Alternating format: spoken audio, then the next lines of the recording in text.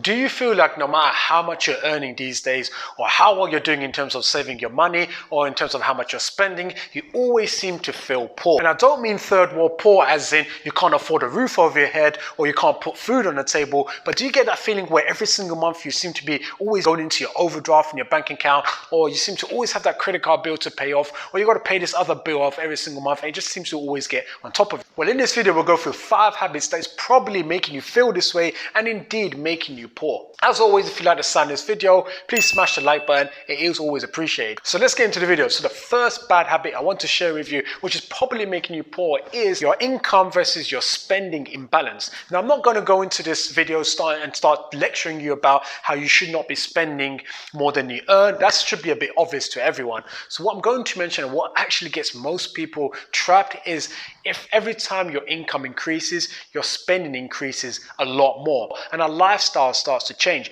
which is probably why we always feel poor, no matter how many promotions we get. Say, for example, you're 21 years old, you're earning 25k a year, and so you spend around how much you actually earn. Next couple of years later, you get an increase of, let's say, 10k, and you're now earning 35k a year. What tends to happen is that your spending tends to increase with it, but increases a lot more. And all of a sudden, you get this sense of pride, and you think, wow, I got this promotion. I should, obviously I treat myself. And of course, you deserve it. Of course, you deserve it. So you start going to nicer restaurants, you start buying nicer clothes, you start upgrading the car, and so forth and so on. Before you know it, your spending far outweighs how much you've actually increased in terms of your earnings. What also happens as your income increases is that you start becoming more eligible to bigger credit card limits, to bigger loans, to bigger mortgages, and that in turn obviously makes you spend more, but also puts you into a lot more debt. And it's a vicious cycle because we all know the more debt you're in, the more you're going to end up paying in terms of interest, and that's going to end up making you more poor. So what can you do to avoid this? Well, some people would say, well, you've got a spending problem, so you should cut down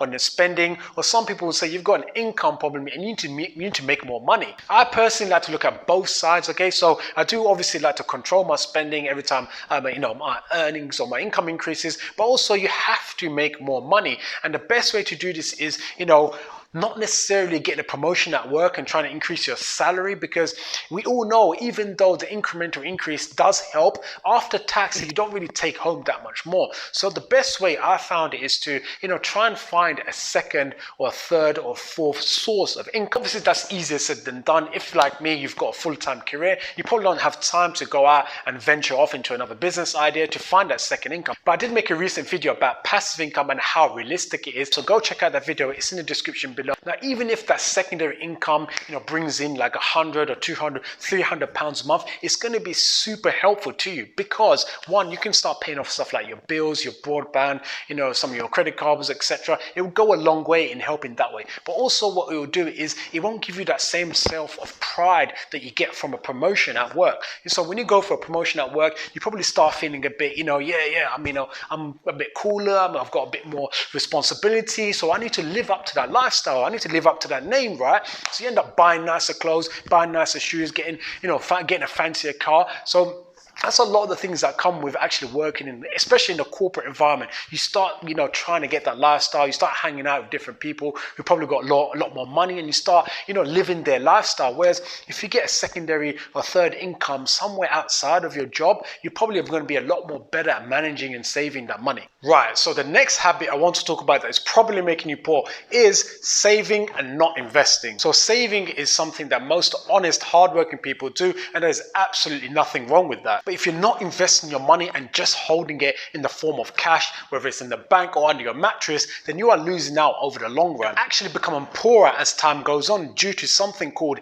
inflation. Let me explain. You've probably heard the term inflation before, but let me just break it down for you. Say one day you go to the supermarket with £1 in your pocket and you go to buy, say, a pint of milk. You go there and find that pint of milk costs £1. So what do? You pick up the pint of milk, go to the cashier, you give them the pound, you take the milk home, happy days. Let's fast forward a year later and say you go to the exact same supermarket to buy the exact same pint of milk, and you take with you £1 in your pocket.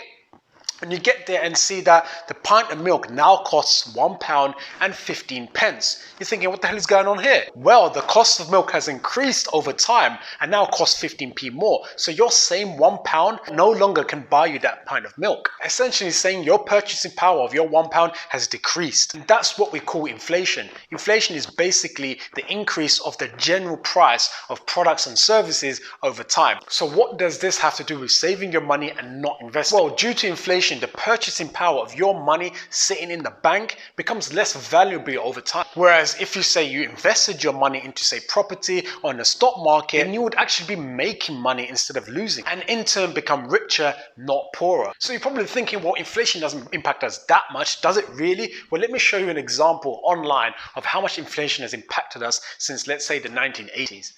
Okay, so what I'll do, let's quickly jump onto the website, an inflation calculator website from the Bank of England. Okay, so what we're going to put here is we're going to put into the drop-down box £1,000. How much was £1,000 worth back in 1980s to today? So today being 2019, £4,320.44.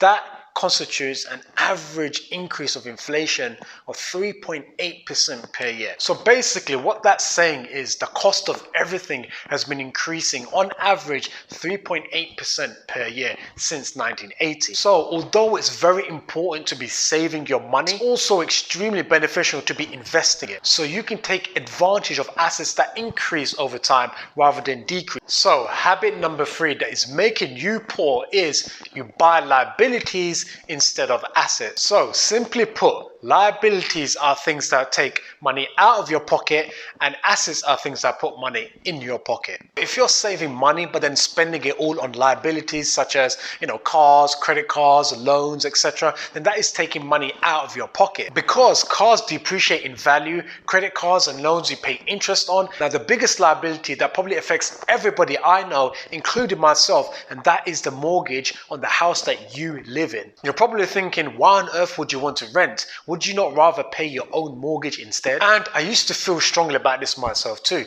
But then look at it this way. One, when you get a mortgage, you are locked into a loan for 25 to 35 years, paying a huge amount of interest over that time, money out of your pocket. And also, if you just want to stop paying this amount and use the money for something else, you can't. How many times have you heard people say, oh, I can't quit that job I hate because I've got to pay the mortgage. Oh, I can't take this risk because I've got a mortgage. 2, you have to pay for the upkeep and running of the house, i.e. redecorating, getting the extension done, etc. That's more money out of your pocket. Another thing, you pay a huge lump sum of money as a deposit when you first buy the house.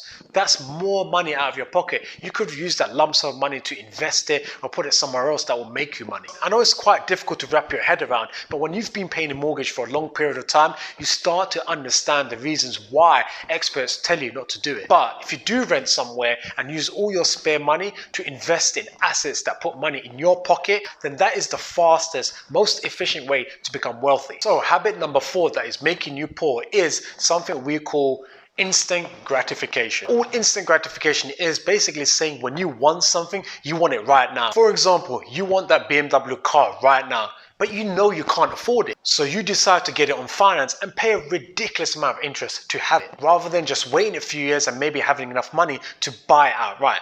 That's what we call instant gratification. With the mass use of credit cards, small loans, payday loans, and financing, instant gratification has become a huge problem in our society because most people are actually able to have what they want right now, but at a massive cost, which in the long run makes them struggle financially and eventually makes them poor. So habit number 5 that is making you poor is thinking short term, not long term. Now, this can be applied in many different ways. We can say instant gratification is short term thinking and it costs us dearly. Buying liabilities over assets is short term thinking and it also costs us dearly. But what I really want to highlight is the following. Time is a wonderful thing, and wealthy people understand this concept better than anyone. They are able to see the bigger picture and think long term. For example, house prices fluctuate all the time, meaning one day it could be up and the next day it could be down. Over a long period of time, it generally increases. For example, here in the UK, And especially in London, every 10 years, house prices have doubled. So if you invest in houses, let's say 10, 20 or 30 years ago, and had the nerve not to sell every time house prices went down, then you will be a lot better off today, a lot richer. What about the stock market? I've lost count the number of times I heard people sell their shares the moment the stock price drops at 10% or 20%. Every time they do that, they lose money and they lose the confidence to invest again. But if they held their nerve, i.e. looked at the long-term gains, then they could have made an absolute killing. So I hope you understand the importance of short-term thinking versus long-term thinking when it comes to building wealth. It's almost like saying that thinking short-term is an impulsive, angry, reactive sort of manner, whereas long-term thinking is a cool, collected sort of manner. Which one would you rather be? As always, guys, I really hope you enjoyed the video and find it useful. See you guys next time.